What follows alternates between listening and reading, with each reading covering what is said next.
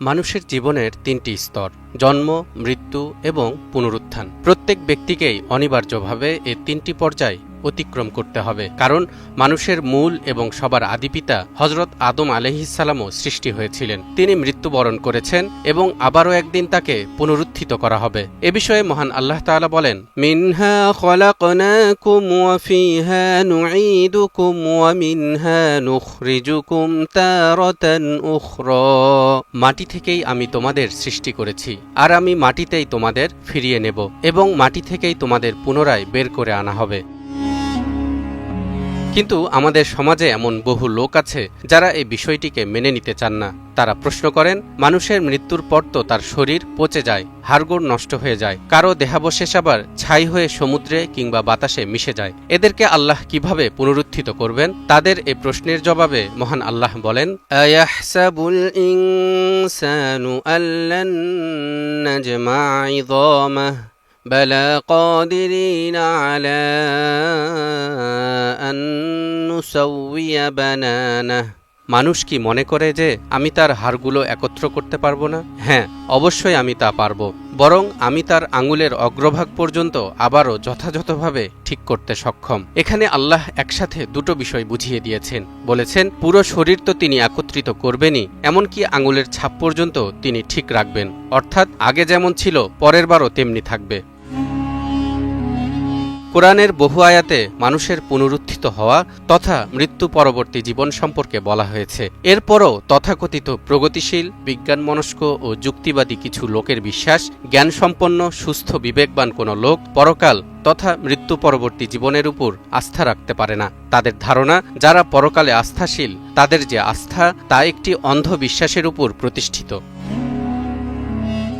বর্তমান বিশ্বের অন্যতম সেরা পদার্থবিজ্ঞানী স্টিফেন হকিংকে আমরা কে না চিনি। তার মতো ব্যক্তিত্ব ব্রিটেনের প্রভাবশালী পত্রিকা ডেইলি গার্ডিয়ানের সাথে এক সাক্ষাৎকারে বলেছেন, মৃত্যুর পরে আর কোনো জীবন নেই, স্বর্গ ও নরক মানুষের অলীক কল্পনা মাত্র। এছাড়াও তিনি তার বই দ্য গ্র্যান্ড ডিজাইনে দাবি করেছেন, মহাবিশ্বের অস্তিত্ব ব্যাখ্যার জন্য ঈশ্বর ধারণার কোনো প্রয়োজন নেই। তিনি সৃষ্টিকর্তাকে মানবকল্পিত রূপক হিসেবে বর্ণনা করেন। হকিংয়ের এসব মন্তব্য স্রেফ কল্পনা নির্ভর হলেও যেহেতু তারা বিজ্ঞানী, সেহেতু তাদের মতামতকে গুরুত্ব দিয়ে থাকেন বহু মানুষ।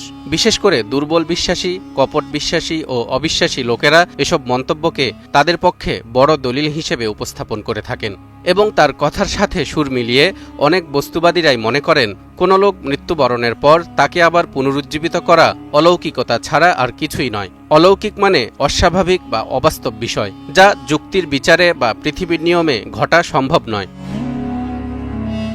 দর্শক, আপনাকে যদি প্রশ্ন করা হয় বাস্তব আর অবাস্তব বলতে আসলে আমরা কি বুঝি, এক একজন এক এক রকম উত্তর দিবেন। কেউ বলবেন যা ধরা যায়, ছোঁয়া যায়, দেখা যায় সেটাই বাস্তবতা।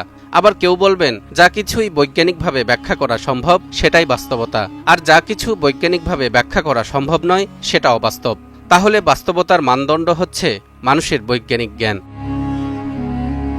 অথচ এই বিজ্ঞানও কিন্তু পরিবর্তনশীল। একসময় বলা হতো সূর্য পৃথিবীর চারপাশে ঘুরে, অনেক বছর পর এসে বলা হলো আগের তথ্যটি ভুল, সূর্য নয় বরং পৃথিবী সূর্যের চারপাশে ঘুরছে। এভাবে আজ যে তথ্য দেয়া হচ্ছে, দেখা যাবে 100 বছর পর সে তথ্য ভুল প্রমাণিত হবে। তার মানে বাস্তবতা প্রতিনিয়ত পরিবর্তন হচ্ছে। এ কারণেই বিজ্ঞান বা মানুষের জ্ঞান ব্যবহার করে কোনটা বাস্তব আর কোনটা অবাস্তব নির্ধারণ করাটা কখনোই সঠিক মানদণ্ড হতে পারে না।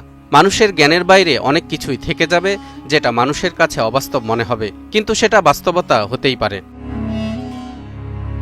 আমরা জানি এ মহাবিশ্ব অভিকর্ষ, তড়িৎ চৌম্বকীয় শক্তি, আন্তঃআণবিক শক্তি, ক্ষেত্র ইত্যাদির মতো মৌলিক কিছু শক্তি ও প্রক্রিয়ার মাধ্যমে পরিচালিত হচ্ছে। কারণ আমরা এই প্রক্রিয়াগুলোর প্রভাব সব জায়গায় দেখতে পাই, কিন্তু আমরা এখনও জানি না এগুলো আসলে কি। বিজ্ঞানীরা হয়তো এগুলোর কিছু সংজ্ঞা ও সূত্র দাঁড় করিয়েছেন, কিন্তু সেগুলো বারবার পরিবর্তিত হয়েছে। শুধু তাই নয়, এই মূল শক্তিগুলোর বাইরেও কিছু শক্তি এবং প্রক্রিয়া রয়েছে যেগুলো নিয়ে বিজ্ঞানীরা এখনও গবেষণা করে চলেছেন, যেমন ডার্ক ম্যাটার এবং ডার্ক এনার্জি।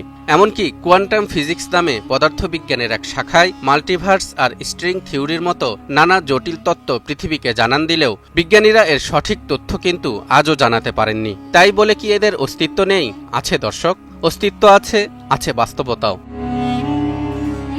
কাজেই বিজ্ঞানের এসব তত্ত্ব সত্য আর তথ্য যেমন প্রমাণিত না হলেও এসবের অস্তিত্ব ঠিকই আছে, তেমনি বিজ্ঞানের আলোকে পুনরুত্থানের বিষয়টি প্রমাণিত না হলেও আল্লাহর হুকুমে এটি অবশ্যই ঘটবে। অলৌকিক আর অবাস্তব যাই বলুন না কেন, এটি আল্লাহর জন্য খুবই সহজ। এরশাদ হচ্ছে, ওয়াহুয়াল্লাযী ইয়াবদাউল খালকা সুম্মা ইউঈদুহু ওয়া হুয়া আহওয়ানু আলাইহি ওয়ালাহুল মাসালুল আ'লা ফিস সামাওয়াতি ওয়াল আরদ ওয়া হুয়াল আজিজুল হাকীম। তিনি আল্লাহ, যিনি প্রথমবার সৃষ্টি করেন, অতঃপর তিনি পুনরায় সৃষ্টি করবেন, আর এটি তার জন্যে অধিকতর সহজ। আকাশ ও পৃথিবীতে সর্বোচ্চ মর্যাদা তাঁরই, এবং তিনি পরাক্রমশালী, প্রজ্ঞাময়। মৃত্যুর পর মানুষের পুনরুত্থানের বিষয়টি বৈজ্ঞানিকভাবে প্রমাণ করা না গেলেও সম্প্রতি বিজ্ঞানীরা মানবদেহের স্টেম সেলের মধ্যে এমন এক ধরনের ডিএনএ খুঁজে পেয়েছেন যা বারবার বিভাজিত হতে পারে এবং মৃত্যুর পরেও বহু সময় ধরে বেঁচে থাকে। এ কারণেই বিজ্ঞানীরা এর নাম দিয়েছেন ইমর্টাল ডিএনএ, অর্থাৎ যে ডিএনএর কোনো মৃত্যু নেই। বিজ্ঞানীরা যেমন কোয়ান্টাম ফিজিক্সের নানা সংজ্ঞা ও সূত্র ধরে ডার্ক ম্যাটার আর ডার্ক এনার্জির মতো অলৌকিক বা অস্বাভাবিক বস্তুর ব্যাখ্যা দেওয়ার চেষ্টা করেন, তেমনি হয়তোবা আল্লাহ তাআলা এই ইমর্টাল ডিএনএ সূত্র ধরেই আমাদেরকে আবার জীবিত করবেন।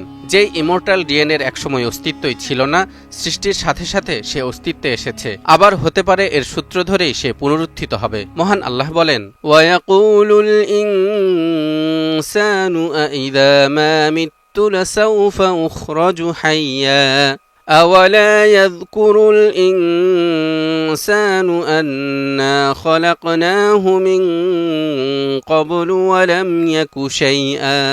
মানুষ বলে, আমার মৃত্যু হলে আমি কি জীবিত অবস্থায় উত্থিত হব?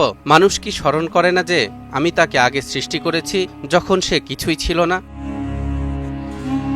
দর্শক, এবার পুরো মানবদেহকে একটি সচল কম্পিউটারের সাথে তুলনা করুন, যেখানে শরীর হলো হার্ডওয়্যার আর রূহ হলো সফটওয়্যার। যখন ভাইরাস বা বিভিন্ন সমস্যার কারণে হার্ডওয়্যারের ত্রুটি দেখা দেয়, তখন আমরা কি করি? পেনড্রাইভের মাধ্যমে কম্পিউটারের ডেটাগুলোকে সংরক্ষণ করে রাখি। ঠিক তেমনি আমাদের শরীর যখন নষ্ট হয়ে যাবে, অর্থাৎ শরীরের মেয়াদ ফুরিয়ে যাবে, তখন আল্লাহ আমাদের রুহটাকে পেনড্রাইভের মতো করে রুহের জগৎ নামক বিশাল স্টোরে সংরক্ষণ করে রাখবেন। হাসরের সময় পুনরুত্থান হলেই আবার সেই হার্ডওয়্যারে নতুন করে সফটওয়্যার ইনস্টল করবেন, অর্থাৎ নতুন করে শরীর গঠন করে তাতে আবারও রুহ ফুঁকে দিবেন। পিসি নষ্ট হলে আমরা যেমন আবার নতুন করে সেটআপ দিয়ে কোনো প্রোগ্রামকে পুনরুজ্জীবিত করি, অর্থাৎ ব্যবহারের উপযোগী করি, ঠিক তেমনি পরকালেও আমাদেরকে আবারও নতুন করে সেটআপ দিয়ে পুনরুজ্জীবিত করা হবে। গবেষকদের মতে পবিত্র কোরআনে বৈজ্ঞানিক তথ্য নির্ভর প্রায় 1000 খানিক আয়াত রয়েছে। এর মধ্যে গত কয়েক শতাব্দী ধরে কিছু আয়াতের ব্যাখ্যা বিজ্ঞানীরা খুঁজে পেয়েছেন, তবে এক্ষেত্রে খুব অল্প সংখ্যক আয়াতের ব্যাখ্যায় তারা প্রমাণ করতে পেরেছেন। এখনও এমন বহু আয়াত রয়ে গেছে যেগুলো আজকের বিজ্ঞানের আলোকে প্রমাণিত করা সম্ভব হয়নি। তাই বলে কি সেগুলোর তথ্য ভুল? নাউজুবিল্লাহ।